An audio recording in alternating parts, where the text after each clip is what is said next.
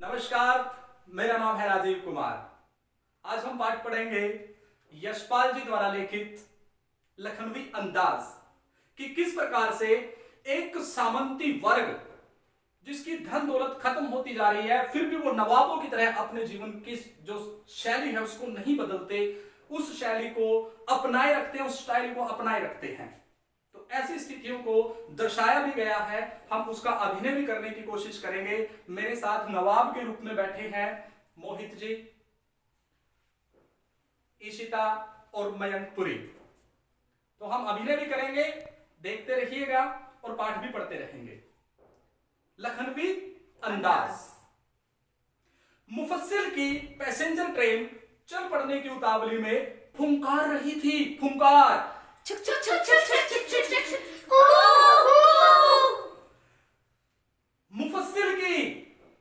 मुफस्सिल होता है केंद्रस्थ शहर। शहर का जो इर्द गिर्द का जो क्षेत्र है, ये ट्रेन उस क्षेत्र में घूमकर वापस आ जाती है, फिर यहां से वहां तक जाती है। नजदीक के 10-20 किलोमीटर के क्षेत्र में ये ट्रेन घूमती है। ऐसी ट्रेन को बोलते हैं मुफस्सिल की पैसेंजर ट्रेन। तो लेखक ने सोचा कि मैं आराम से बैठ जाऊंगा सेकंड क्लास में और जाने के दाम भी अधिक नहीं लगेंगे। दूर तो जाना नहीं था, भीड़ से बचकर एकांत में नई कहानी के संबंध में सोच सकने और खिड़की से प्राकृतिक दृश्य देख सकने के लिए टिकट सेकंड क्लास का ही लिया। लेखक ने टिकट लिया किस क्लास का? सेकंड क्लास का। क्यों लिया? आराम से बैठकर जाएंगे, साथ ही कहानी भी लिख लेंगे, प्राकृतिक दृश्य भी देख लेंगे। तो गाड़ी छूट रही थी। अब गाड़ी छूटने की आवाज आपको करनी चाहिए। गाड़ी छूटने का इशारा करो। हाँ, तो सेकंड क्लास के छोटे डिब्बे को खाली समझकर जरा दौड़कर हम उसमें चढ़ गए। लेखक आता है और दौड़कर प्रयास करता है, उस डिब्बे को देखता है कि खाली है। तो लेखक किस प्रकार से आता है कि गाड़ी छूट रही है, गाड़ी छूट रही है, रोक दे मित्र, रोक दे मित्र, रोक दे मित्र, रोक दे मित्र। हाँ करो एक्टिंग। उड़ के मित्र। और इस प्रकार से लेखक उसमें चढ़ जाता है। तो अनुमान के प्रतिकूल डिब्बा निर्जन नहीं था। लेखक ने देखा कि डिब्बा निर्जन नहीं था, अर्थात वहां पर कोई था। एक बर्थ पर लखनऊ की नवाबी नस्ल के एक सफेदपोश सज्जन बहुत सुविधा से पालथी मारे बैठे थे। पालथी मारे बैठे थे, शाबाश, यूं बैठे थे पालथी मारे। सफेदपोश, सफेदपोश का अर्थ ये नहीं कि उसने सफेद कपड़े पहन रखे थे, नहीं, सज्जन व्यक्ति, भद्र पुरुष, जो दिखाई दे कि हां मेरे पास पैसा बहुत है, वो इस तरीके से बैठे हुए थे। कहां पर बैठे हुए थे? बर्थ पर। बर्थ क्या होती है? ट्रेन की सीट। हाँ, वेरी गुड। ट्रेन की सीट, रेलगाड़ी की सीट पर एक सज्जन बैठे हुए थे पहले ही। सामने 2 ताजे चिकने खीरे तौलिए पर रखे हुए थे। दिखाइए, खीरे कितने थे? 2 उठाकर दिखाइएगा, 2 खीरे हैं, 2 खीरे थे। डिब्बे में हमारे सहसा कूद जाने से सज्जन की आंखों में एकांत चिंतन में विघ्न का असंतोष दिखाई दिया। उसको आंखों में असंतोष दिखा तो लेखक बड़ा असंतोषी हुआ। ओहो, ये कौन चढ़ गया? कैसे? लेखक को नहीं, किसे एहसास हुआ? सज्जन को। सज्जन क्या सोचता है कि मेरे तो एकांत में विघ्न पड़ गया। हाँ, एक्टिंग करिए उसकी। ओहो, ये कैसे आ गया? आनंद बिगाड़ दिया यार। हाँ, तो हो सकता है यह भी कि कहानी के लिए सूझ की चिंता में हो, लेखक सोचता है कोई चिंता में है कहानी की, बोलकर सोच कहो। मुझे नहीं सुनाना, कैमरे को सुनाना है। लगता है चिंता में कहानी की। हाँ, या खीरे जैसी अपदार्थ वस्तु का शौक करते देखे जाने के संकोच में हो, या फिर मैंने इसे ऐसे देख लिया कि ये खीरा खा रहा है तो सोचता है बेइज्जती हो गई। मैंने इसको खीरा खाते हुए देख लिया, क्या पता फिर ये इसी चिंता में हो, है ना। नवाब साहब ने संगति के लिए उत्साह नहीं दिखाया, उत्साह नहीं दिखाया उन्होंने। अभिनय के साथ दिखाइए कैसे करेंगे आप, अपनी अभिनय की कुशलता दिखाइए कि उत्साह नहीं दिखा रहे हैं वो बात करने के लिए। नवाब साहब उत्साह नहीं दिखा रहे। अच्छा ऐसे घूरोगे आप उसको, अब मैं तेरे से बात नहीं करूंगा, या कुछ और आप उसको अभी ये दिखाओगे, आप इधर उधर देखोगे शायद, है ना। हाँ, कि ये कैसे चढ़ गया, कौन आ गया, यो शाबाश। हमने भी उनके सामने की बर्थ पर बैठकर आत्म सम्मान में आंखें चुरा ली। आंखें चुराना मुहावरा है, आंखें फेर लेना। आंखें फेर लेना अर्थात बात करने में दिलचस्पी न दिखाना।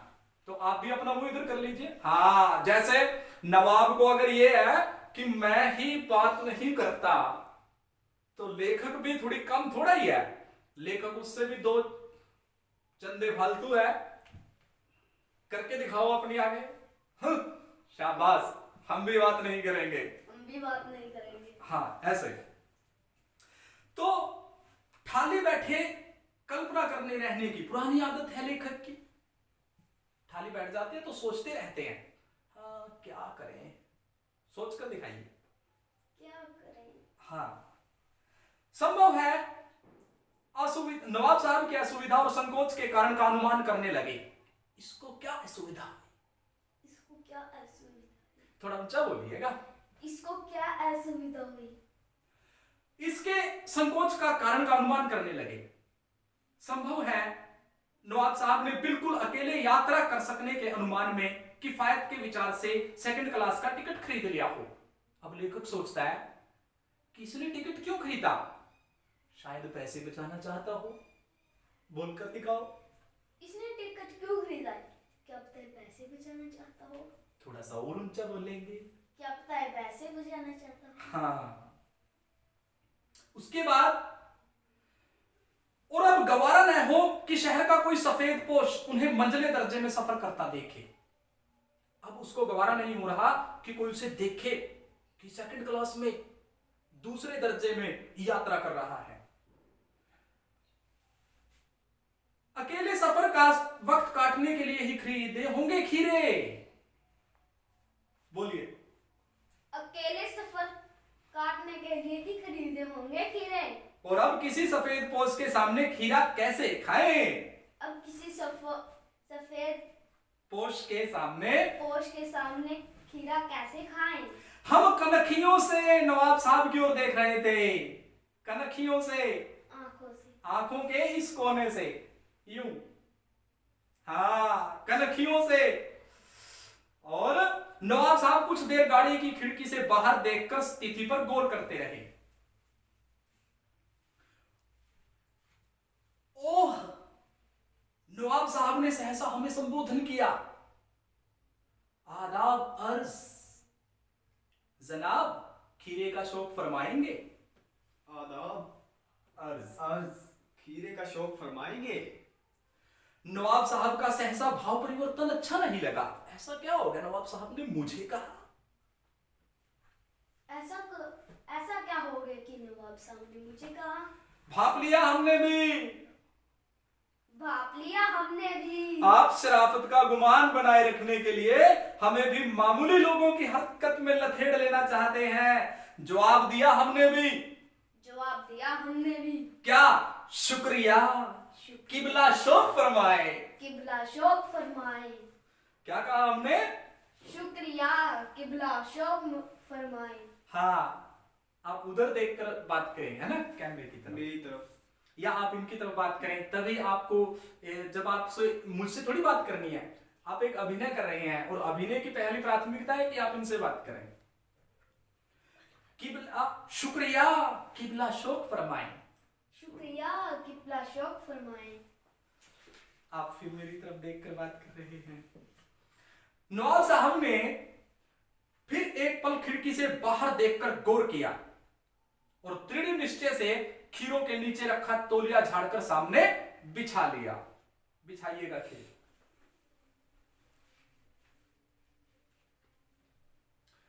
कैसे बिछाया?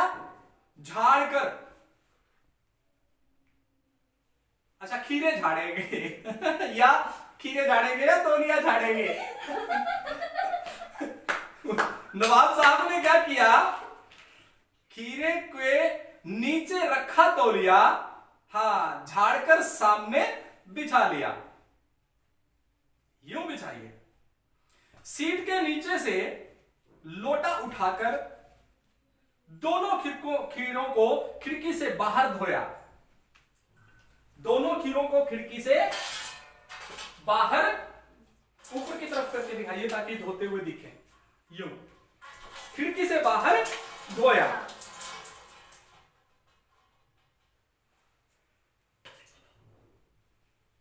कहां से उठाया था लोटा?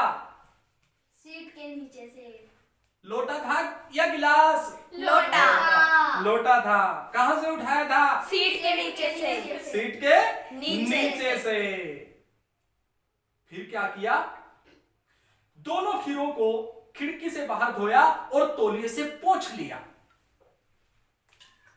नवाब की तरह पोंछिए, पता लगे कि आप नवाब हैं, एक साधारण आदमी नहीं, क्योंकि व्यंग्य यही है। यूं सलीके से।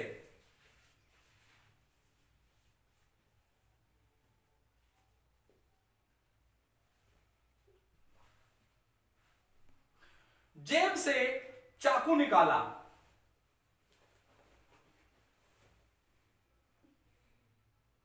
दोनों खीरों के सिर काटे। फेंकने नहीं है, रखने हैं यहीं पे।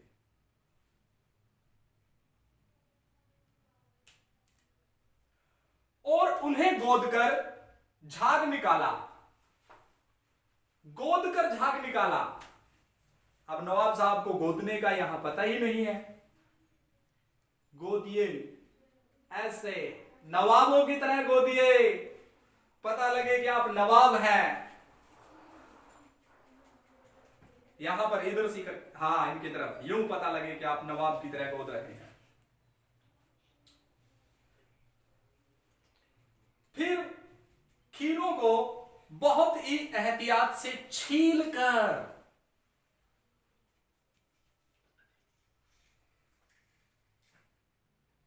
नवाब की तरह यूं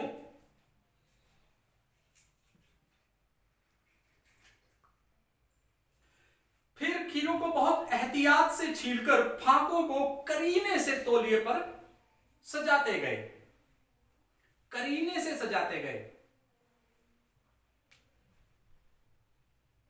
लखनऊ स्टेशन पर खीरा बेचने वाले खीरे के इस्तेमाल का तरीका जानते हैं। ग्राहक के लिए जीरा मिला नमक और पीसी हुई लाल मिर्च की पुड़िया भी हाजिर कर देते हैं। लाल मिर्च की पुड़िया। नवाब साहब ने बहुत करीने से खीरों की फांकों पर जीरा मिला नमक और लाल मिर्च की सुर्खी बुरक दी।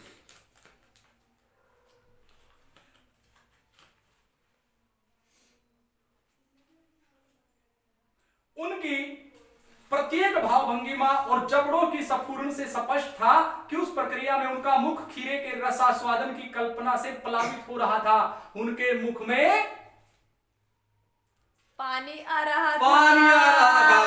अब पानी दिखाइएगा कैसे मुंह में आता है।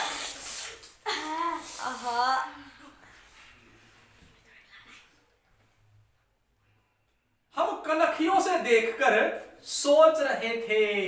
कनखियों से देखकर सोच रहे थे। क्या सोच रहे थे? यूं और सोचने का, यस, हाँ, ये होता है तरीका सोचने का। क्या सोच रहे थे? मियां रईस बनते हैं, मियां रईस बनते हैं, लेकिन लोगों की नजरों से, लोगों की नजरों से बच सकने के ख्याल में, अपनी असलियत पर उतर आए हैं। नवाब साहब ने फिर एक बार हमारी ओर देख लिया। वल्लाह शौक कीजिए, वल्लाह शौक कीजिए, लखनऊ का बालम खीरा है। लखनऊ का बालम खीरा है। क्या है? लखनऊ का बालम खीरा है। दोबारा से बोलिएगा, वल्लाह शौक कीजिए, लखनऊ का बालम खीरा है। वल्लाह शौक कीजिए, लखनऊ का बालम खीरा है। नवाब साहब ने फिर एक बार हमारी ओर देख लिया। वल्लाह शौक कीजिए, लखनऊ का बालम खीरा है, ये कहते हुए नमक मिर्च छिड़क दिए जाने से ताजे खीरे की पनियाती फांके देखकर पानी मुंह में जरूर आ रहा था लेखक के भी।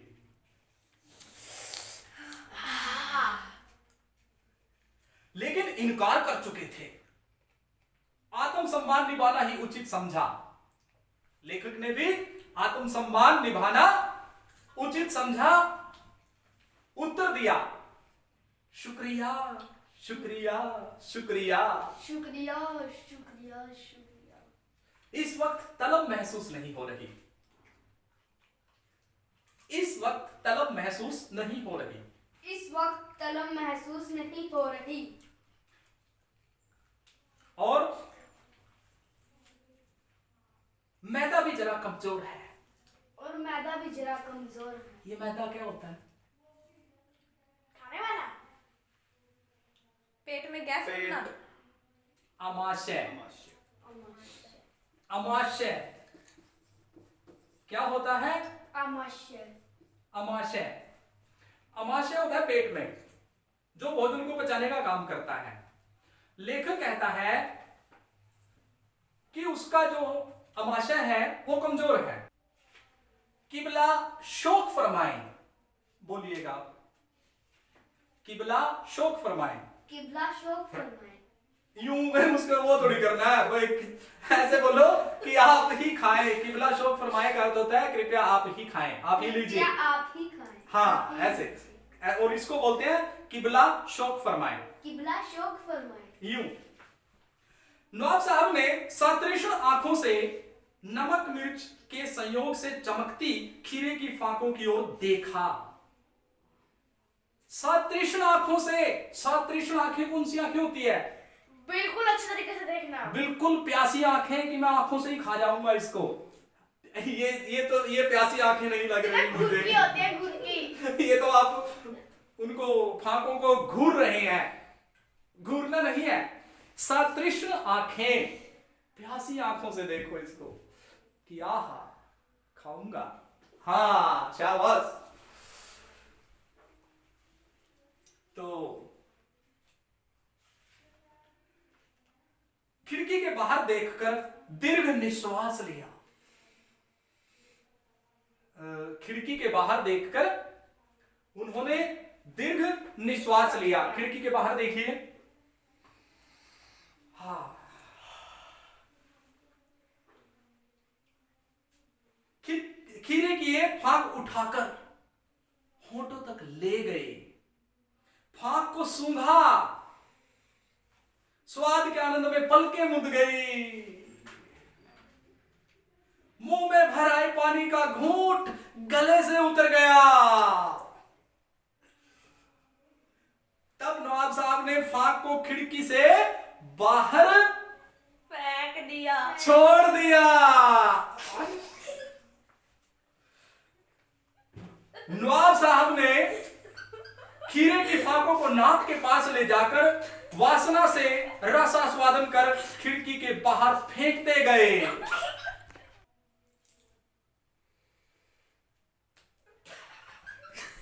नवाब साहब ने, आप लेखक हैं, आप मत हंसिए, आप थोड़ी देर शांत रहिए। नवाब साहब ने खीरे की सब फाकों को खिड़की के बाहर फेंककर तौलिए से हाथ और होंठ पोंछ लिए। नवाब साहब ने खीरे की सब फाकों को खिड़की के बाहर फेंककर तौलिए से हाथ और होंठ पोंछ लिए और गर्व से गुलाबी आंखों से हमारी ओर देख लिया, मानो कह रहे हो यह है खानदानी रईसी का तरीका। क्या कह रहे हो? यह है खानदानी रईसी का तरीका। नवाब साहब खीरे की तैयारी और इस्तेमाल से थककर लेट गए। थक गए, बहुत काम किया। क्या काम किया था? खीरे काटे थे। क्या काम किया था? खीरे काटे थे, खाए थे बस। खाए नहीं थे, फेंक दिए थे। अमीर रईस, हम नहीं खाते। हम खीरे नहीं खाते और साथ के साथ थक भी गए इतना काम करके। काम क्या किया? खीरे काटे और फेंके। थक गए। हमें तस्लीम में सिर खम कर लेना पड़ा। यह है खानदानी तहजीब और नफासत और नजाकत। यह है खानदानी तहजीब। यह है खानदानी तहजीब, नफासत नफासत और नजाकत। और नजाकत। हम गौर कर रहे थे खीरा इस्तेमाल करने के इस तरीके को खीरे की सुगंध और स्वाद की कल्पना से संतुष्ट होने का सूक्ष्म, नफीस और एब्स्ट्रैक्ट तरीका जरूर कहा जा सकता है। लेखक कह रहा है, सोच रहा है कि भाई वाह कितना अच्छा तरीका है, सूक्ष्म सबसे छोटा तरीका खीर खाने का। परंतु क्या ऐसे तरीके से उदर की तृप्ति भी हो सकती है? क्या ऐसे करने से उदर की तृप्ति, उदर पेट। परंतु क्या ऐसे तरीके से उदर की तृप्ति भी हो सकती है? परंतु क्या ऐसे तरीके से उदर की तृप्ति भी हो सकती है? उदर पेट। पेट, क्या पेट भी भर सकता है? क्या पेट भी भर सकता है? नहीं। नवाब साहब की ओर से भरे पेट के ऊंचे डकार का शब्द सुनाई दिया। शब्द सुनाई दिया क्या? लेकिन बच्चों, क्या डकार ऐसे ली जाती है? नहीं सर जी। तो कैसे ली जाती है अगर किसी का पेट भरा हो? हाँ, ऐसे ले जाती है। अब नवाब साहब की ओर से भरे पेट के ऊंचे डुकार की शब्द सुनाई दिया और नवाब साहब ने हमारी ओर देखकर कह दिया, खीरा लजीज होता है। खीरा लजीज होता है, लेकिन होता है शकील। लेकिन होता है शकील। नामुराद मैदे पर बोझ डाल देता है। नामुराद मैदे पर बोझ डाल देता है। लजीज होता है खीरा। लजीज का मतलब अच्छा, मीठा, स्वादिष्ट। स्वादिष्ट। खीरा स्वादिष्ट होता है। होता है शकील। शकील मतलब कठोर। शकील का अर्थात कठोर। कठोर। नामुराद मैदे पर बोझ डाल देता है। मैदा अमाशय पर, पेट पर। ज्ञान चक्षु खुल गए। मेरी तो ज्ञान की आंखें खुल गई। लेखक क्या कहता है? मेरी तो ज्ञान की आंखें खुल गई। पहचाना, ये है नहीं कहानी के लेखक। ये है नई कहानी के लेखक। खीरे की सुगंध और स्वाद की कल्पना से पेट भर जाने का डकार आ सकता है। खीरे से, सूंघने से और स्वाद से, सोचने से पेट भर जाता है। नहीं। तो बिना विचार और घटना के, पात्रों के, लेखक की इच्छा मात्र से नई कहानी क्यों नहीं लिखी जा सकती? जब केवल सूंघने से पेट भर सकता है तो बिना एक्टर, बिना अभिनय करने वालों के, बिना पात्रों के कहानी क्यों नहीं लिखी जा सकती? लेखक कहता है मैं कहानी लिखूंगा बिना पात्र के। बिना पात्रों के, बिना किसी घटना के, बिना किसी विचार के कहानी क्यों नहीं बन सकती? ये थी हमारी कहानी यश लखनवी अंदाज। अब इसमें प्रश्न बनते हैं, क्या सच में ही बिना अभिनय करने के, बिना पात्रों के, बिना विचार के कहानी लिखी जा सकती है? नहीं। भाई लेखक ने भी तो पात्र बनाया है। कौन कौन पात्र थे इसमें? नवाब, लेखक, खीरा, घटना थी खीरे काटने की, ट्रेन थी, ट्रेन में घटना घटी, और तो लेखक ने भी तो घटना का वर्णन किया, तभी तो कहानी लिखी है जो हम पढ़ रहे हैं। कुछ विद्वान कहते हैं कि हाँ, कुछ कहते हैं कि नहीं भाई, बगैर घटना के, बगैर पात्र के आप कहानी कैसे लिख सकते हैं? नहीं लिख सकते। अब इसका पहला प्रश्न था, इसमें लेखक को नवाब के किन हाव भावों से महसूस हुआ कि उनसे बातचीत करने की तनिक भी उत्साहित नहीं दिखे थे शुरू में? उनके मुंह से। हाँ, उनके मुंह से पता लग गया था, और वो इधर उधर देख रहे थे, उनके हाव भाव से पता लग गया था कि ये बात नहीं करना चाहते, वो चिंता में हो गए थे थोड़ा सा।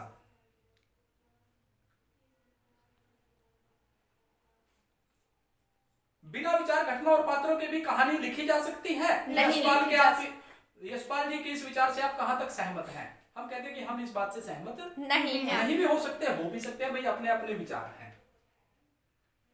आप इस निबंध को और क्या नाम देना चाहोगे?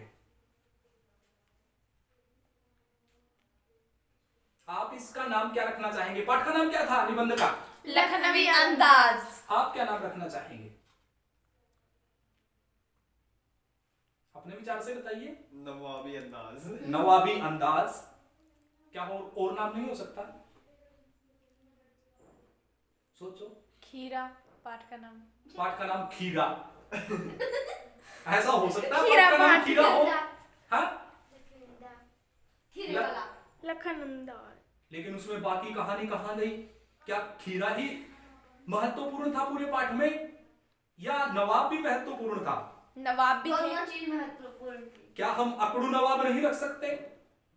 अकड़ू नवाब, हाँ। तो हम ये रख सकते हैं नाम अकड़ू नवाब, पाठ का नाम भी हो जाएगा और ये भी। बाकी आप, जब हमें किसी पाठ का नाम रखना हो निबंध का, तो हमें ये बात ध्यान रखनी चाहिए कि उसमें संपूर्ण घटनाएं समाहित हो जाए, तभी हम उस पाठ का नाम रखेंगे।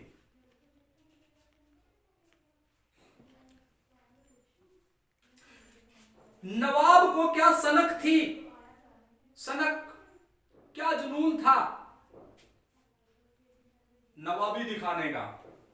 हम ये जितने अमीर हैं, यही सनक थी ना उनको? क्या लोगों को और भी सनक होती है? कोई अच्छी सनक हो जाए? हाँ, जैसे कि मैं अमीर हूँ, मेरे से अमीर तो कोई है ही नहीं। वो तो लेखक को, नवाब को थी सनक। क्या बच्चों को, क्या लोगों को और कोई सनक हो सकती है? ऐसी कोई अच्छी सनक भी हो सकती है, सकारात्मक।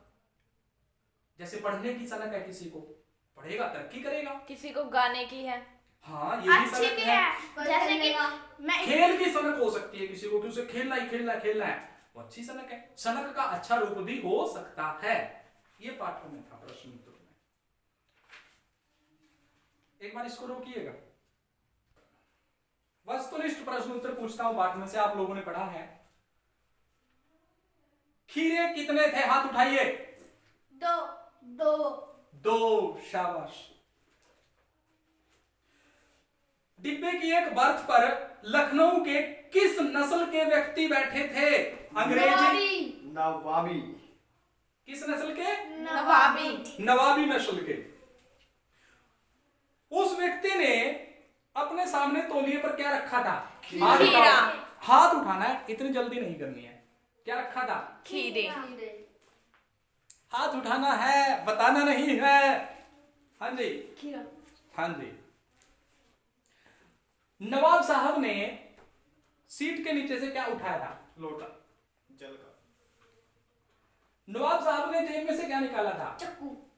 चक्कू होता है या चाकू होता है? चाकू।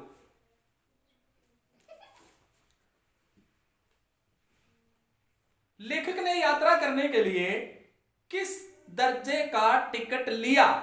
सेकंड सेकंड क्लास का। सेकंड हैंड ये क्या होता है? Second class. सेकंड क्लास होता है। हिंदी में क्या कहते हैं? सेकंड कक्षा। दूसरी कक्षा। दूसरा दर्जा। दूसरा दर्जा। गाड़ी क्या थी? छूट रही थी, रुकी हुई थी, समय पर थी, देरी से थी। छूट रही थी। गाड़ी क्या थी? छूट रही थी। छूट रही थी। अब हाथ उठाइएगा। खीरा लजीज होता है लेकिन होता है शकील।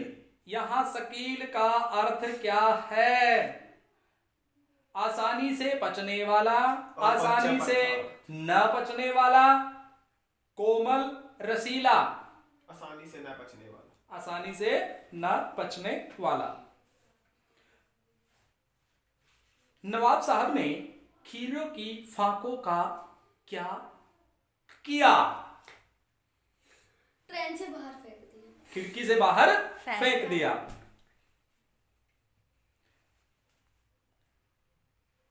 यशपाल जी ने खीरे को क्या माना है? अपदार्थ वस्तु, अमर फल, बहुमूल्य फल, दुर्लभ फल। हाथ उठाइए। एक बार और बोलिएगा सर ऑप्शन। अपदार्थ वस्तु, बहुमूल्य फल, अमर फल, दुर्लभ फल। अपदार्थ वस्तु। अपदार्थ वस्तु। तो इस प्रकार हमने इस पाठ को बच्चों की सहायता से पढ़ा। उम्मीद है बच्चों को पूरा आनंद आया होगा पढ़कर। Yes sir. आनंद आया। एकदम सर। पाठ का नाम लखनवी अंदाज। ठीक। किसने लिखा है? यशपाल जी ने। यशपाल जी ने। मैंने यशपाल जी के विषय में एक वो बात बताई थी, उनके जन्म के बारे में याद है? 1903 में जन्म हुआ था उनका। यशपाल जी का जन्म 1903 में। फूलों का कुर्ता पहनते थे। उनके दादा कामरेड थे, तेरी मेरी उसकी बात करते थे, झूठा सच बोलते। शाबाश। जो हमने इससे पहले लेखक परिचय में अपनी वीडियो बनाई थी, उसमें मैंने उनके जीवन परिचय के बारे में भी बताया था ताकि आपको याद हो सके। तो उसमें एक ट्रिक अपनाई गई थी। इसके साथ साथ इस पाठ में छोटे प्रश्न उत्तर करवाए गए। बच्चों का पूरा सहयोग रहा। अगले पाठ भी ऐसे ही पढ़ेंगे। ये वीडियो केवल शिक्षार्थ है। मेरी भतीजी जो है वो 10वीं कक्षा में है, मुझे उसको पाठ पढ़ाने पड़ते हैं। तो बच्चों को उसके साथ साथ अब अकेले को पढ़ाने के साथ साथ सोचा गया कि भाई सभी बच्चे भी पढ़ पाए, बाकी जो नहीं पढ़ पाते हैं किसी कारण से वो वीडियो देख लें। और ये बात भी मैंने सीखी थी कि अगर बच्चे साथ में हैं तो बहुत अच्छे से पाठ पढ़े जाते हैं। बहुत अच्छी शिक्षण जो विधा है उसका प्रयोग किया जा सकता है। बच्चों को नींद आ रही है। इसी के साथ आप जागते रहिए, पढ़ते रहिए। धन्यवाद। नमस्कार। राजीव कुमार।